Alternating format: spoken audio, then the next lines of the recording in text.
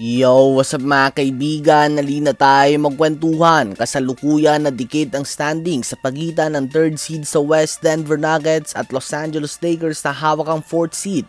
Ang Denver Nuggets ay may record na 53 wins and 28 losses at 52 wins and 29 losses naman ang Lakers. Subalit mas malakas nga ang tsansa ng Lakers ngayon na makuha ang 3rd seed sa West dahil ang last game nga nila ay laban sa Utah Jazz na isang team na sadyang nagpapatalo para sa mas mataas sa draft pick sa susunod na NBA draft, habang ang Denver Nuggets naman ay laban nga sa number 2 seed na San Antonio Spurs ang kanilang last game.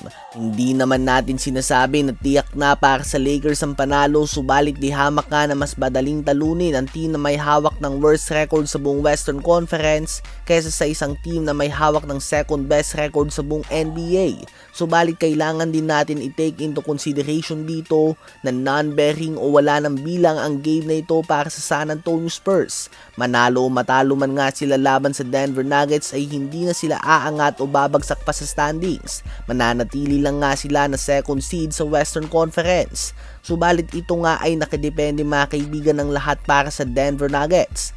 Ang Nuggets ang masusunod dito kung nais silang bumagsak sa 4th seed upang makatapat ang 5th seed Houston Rockets sa first round ng playoffs, ay pwede nga nila itong gawin sa pamamagitan ng pagpapatalo sa game kontra sa Spurs at umasa naman na manalo ang Lakers laban sa Utah Jazz. Subalit kung nais silang makaharap ang 6th seed Minnesota Timberwolves sa first round, ay walang duda nga mga kaibigan na kailangan nilang manalo sa kanilang last game upang matiyak ang pwesto, manalo o matalo man ang Lakers sa last game nito.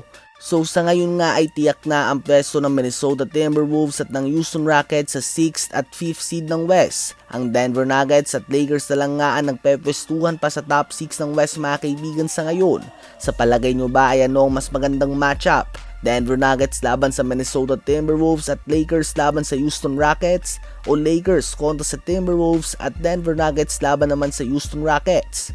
Kung si Jason Tatum naman mga kaibigan ay unti-unti na nga bumabalik sa dati ang kanyang performance at nagtatala na ulit ng mga solid stats, ang isa pang player na tinamaan din ng Achilles injury last playoffs, Tyrese Haliburton, ay unti-unti na nga nagiging bonjing. At sa nilabas na latest picture ng Indiana Pacers, si Tyrese Haliburton ay kapansin-pansin nga ang pagdagdag ng timbang ng star point guard ng Pacers. Lumobo nga ito mga kaibigan at tila ba wala talaga sa kondisyon ng katawan. Sa ngayon nga ang Indiana Pacers ay isa sa mga pinakamahinang team sa buong NBA, kaya naman hindi na naglalaro pa sa season na ito si Haliburton at nag-focus na lamang ito sa pagpapagaling ng kanyang injury.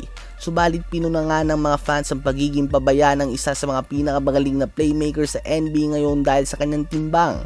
Ano ba ang masasabi niyo tungkol dito?